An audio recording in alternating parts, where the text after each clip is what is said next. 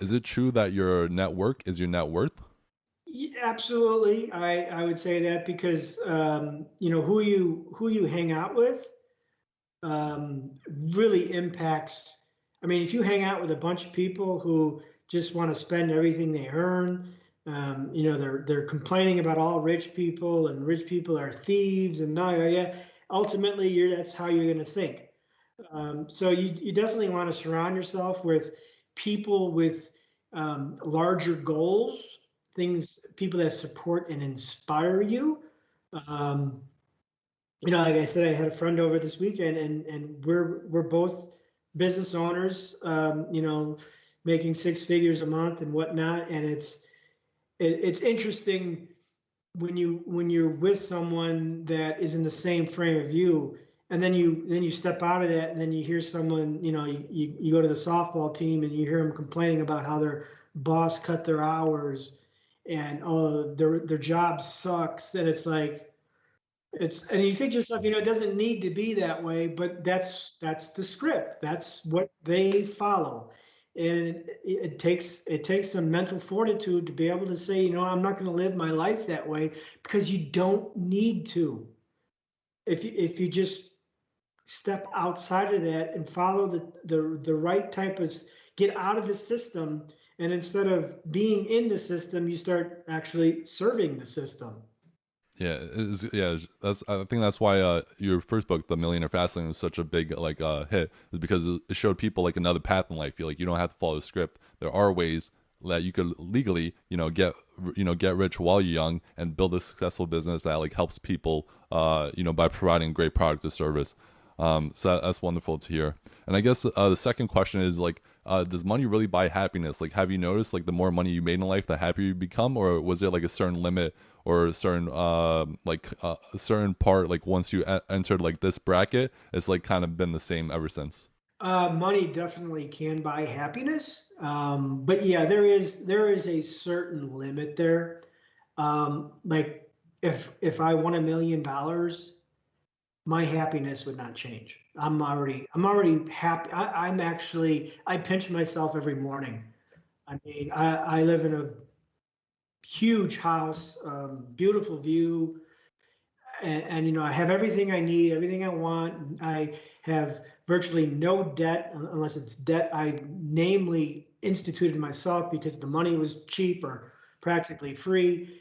I mean, I pinch myself every morning, but it got that way because I've accumulated enough wealth to live this lifestyle.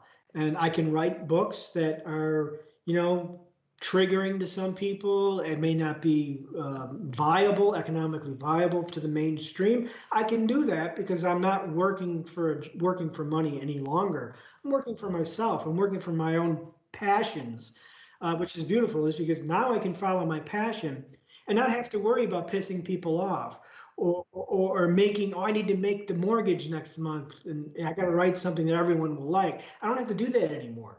But all that is because I've accumulated enough wealth for that.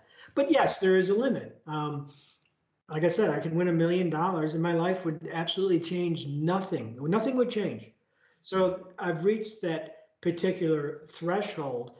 And believe me, it's a lot bigger than what the media will say. I think the media says, oh, you only need to make $70,000 a year or it's some ridiculous. I'm like, get the freak out of here. That's ridiculous. Um, that's just they're just promoting a narrative that hey, you can live a mediocre life and be happy. Or the new thing today is you can own nothing and be happy. That's what they're trying to promote now. But money generates freedom. See, people who are wealthy and don't have freedom are usually miserable because they're subject to maybe they work 90 hours a week. Maybe they're lynched to a business with hundreds of employees and they haven't really found out how to get away from it. Or maybe they're in a bad relationship with somebody they married 20 years and they've diverged apart. So there's all these uncontrollable forces there in their life. But if you spend money to earn your freedom, money definitely can influence happiness. Yeah, and that seems to be like a common like answer among people who have been like really successful in life is like it's not just like money buys you freedom, it buys you like options and you can kind of pursue and spend your time however you want.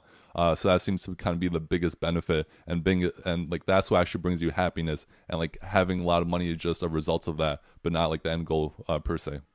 Yeah, and that's the issue I have with the fire movement is they're telling you, oh, you can be happy with no money. Just don't eat out, or don't travel to that exotic vacation, or don't stay in that five-star hotel, or don't rent those jet skis, or don't eat that gourmet meal, or don't do this, don't do that. Okay, that's not financial freedom. Okay, that's time freedom. That's not financial freedom. So um, I promote both. I promote financial freedom and time freedom because I guarantee you, it's just like I said. I pinch myself every day, and I tell myself, you know what? I can show people how to do this, and I can show them for $10. I don't sell seminars. I don't sell coaching programs. I don't sell five-figure ticket, big ticket seminars and coaching, and all these things that people do nowadays. Hey, if what you have is so valuable, why do you need to sell it for $20,000? If you're already rich, you're already wealthy. Why do you need to sell it for $20,000? It makes no sense. So everything I sell and teach is available in a $10 book. And I'm not selling anyone else on anything else. There's nothing I can sell you after you read my book.